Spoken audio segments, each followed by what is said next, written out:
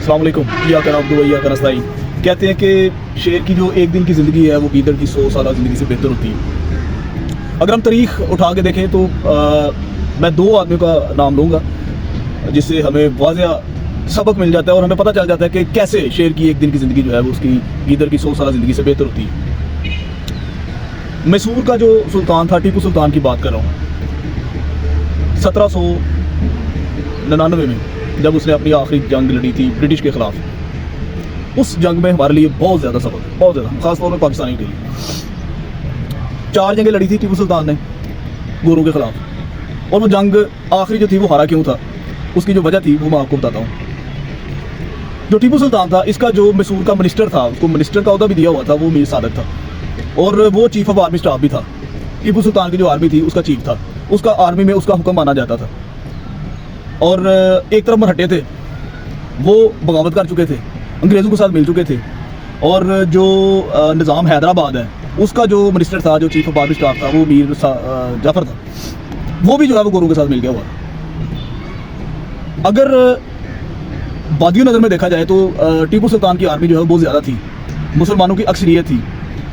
जो British army है वो इतनी ज़्यादा तादाद में नहीं थी, लेकिन टीपू सुल्तान की जो शिकस्त की वजह थी, डिफीट की वजह थी, वो क्या हुई कि उधर से जो निज़ाम हैदराबाद है वहाँ पे जो तो मीर जाफ़र था उसने गद्दारी कर ली, वो बरतानिया के साथ मिल गया, और इधर टीपू सुल्तान का जो चीफ ऑफ आर्मी स्टाफ था मैसूर के अंदर, ये भी जो है वो ब्रिटिश आर्मी के साथ मिल गया। उधर मराठों ने जो बगावत की हुई थी वो भी ब्रिटिश आर्मी के साथ मिल गया। अब टीपू सुल्तान को सारा पता है, इसको खबर मिल चुकी है कि निज़ाम हैदराबाद भी इसके खिलाफ है, मराठे भी इसके खिलाफ हैं, इसके अपने आर्मी के जो चीफ है वो भी उसने भी गद्दारी कर दी है। जो बरतानिया की आर्मी है वो मैसूर के अंदर दाखिल हो चुकी है, टीपू सुल्तान का जो घर है उसके इर्द घेराव हो चुका है, उसका दरवाजे के अंदर तक आ चुकी है। अब उसके पास 2 रास्ते थे, एक वो लड़के मर जाता, उसको पता था मैंने मरना तो है, जाहिर है जब हर तरफ दुश्मन है और अपने जो साथी हैं उनके अंदर गद्दार हैं तो फिर मरना तो तय है।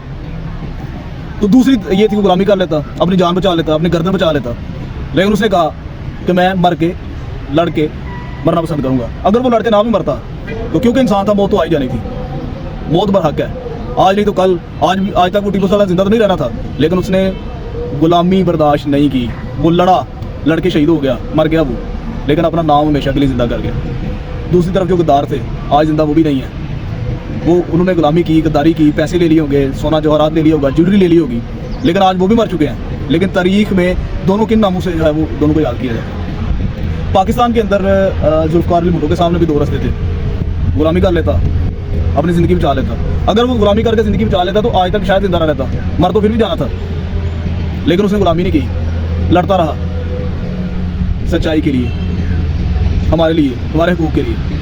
आज इमरान खान साहब हैं, आज ये भी अगर गुलामी इख्तियार कर लें, वो कहते हैं जो जैसे आप कहते हैं ठीक है मान लेते हैं, तो इसकी भी सारी सज़ाएं ख़त्म हो जाएंगी, ये भी जेल से बाहर आ जाएगा। लेकिन वो सीख चुका है, तारीख से सीख चुका है कि गुलाम लोग जो हैं वो एक दफ़ा तो बच जाते हैं, लेकिन फिर सारी ज़िंदगी क़यामत तक जो है वो बार बार मरते रहते हैं, उनका नाम मर जाता है, दफन हो जाता है। लेकिन जो बहादुर होते हैं वो एक दफ़ा मरते हैं और उनका नाम हमेशा के लिए ज़िंदा रहता है, तारीख उनको ज़िंदा रखती है।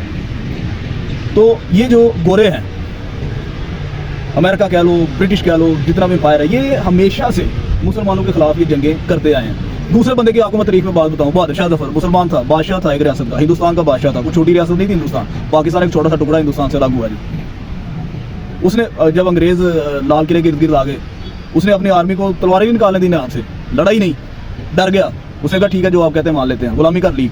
तो बाद में क्या शुरू हुआ उसका, देखा आपने कैसी मौत मरा वो दूर दराज इसमें बर्मा में जाके उसको एक छोटे से तरीक कमरे के अंदर से बंद कर दिया, जहाँ वो भूख प्यास सर्दी बदबूदार कमरे के अंदर उसकी मौत हुई है।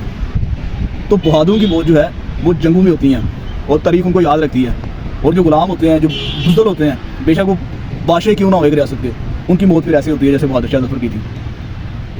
तो हमेशा अल्लाह ताला ने कुरान में कहा हुआ है, कूनू मा सादिकीन, सच्चों के साथ हो जाएं, जो सच्चाई होती है, जो हक होता है उसके साथ हो जाएं। पता उनकी होती है, ज़िंदगी एक ना एक दिन जानी होती है, ये हमेशा किसी की नहीं रहनी होती। हर जो भी सांस ले रहा है, ये परिंदा है, ये जानवर है, ये इंसान है, ये डेफिनेटली एक दिन उन्होंने मर जाना है। लेकिन शऊर जो होता है, शऊर ये ताकतवर होता है, ये चीज़ समझने वाली होती है। कभी आपने देखा ये जो ग्राउंड के अंदर वो एक खेल होती है जिसमें एक आदमी वो लाल कपड़ा लेके खड़ा होता है और आगे से भैंसा आ रहा होता है, वो दोनों में ताकतवर कौन होता है? भैंसा। بہت زیادہ طاقت ہوتی ہے اس میں, وہ چکر مار کے دیوار گرا دیتا ہے. تو لیکن کیا ہوتا ہے وہاں پر رنگ کے اندر, کیا ہوتا ہے کھاڑے کے اندر, کیا ہوتا ہے وہ ایک آدمی ہوتا ہے, اس کو شعور ہوتا ہے. وہ ایک لال کپڑا لے کے آتا ہے, جو ہی بھینسا ٹکر مارتا ہے وہ سائڈ پہ ہو جاتا ہے, لال کپڑے کے اندر ٹکر لگ جاتی ہے. تو بھینسا کھپ جاتا ہے سارا دن, لیکن وہ انسان کو ٹکر نہیں مار سکتا. تو طاقت جو ہے وہ زیادہ نہیں ہوتی, اس کی جیت نہیں ہوتی شعور کے آگے. علم, شعور, یہ طاقتور ہوتا ہے. قلم طاقتور ہوتی ہے, سچائی طاقتور ہوتی ہے, حق سچ طاقتور ہوتا ہے, اور فتح بھی ہمیشہ حق کی ہوتی ہے. Thank you.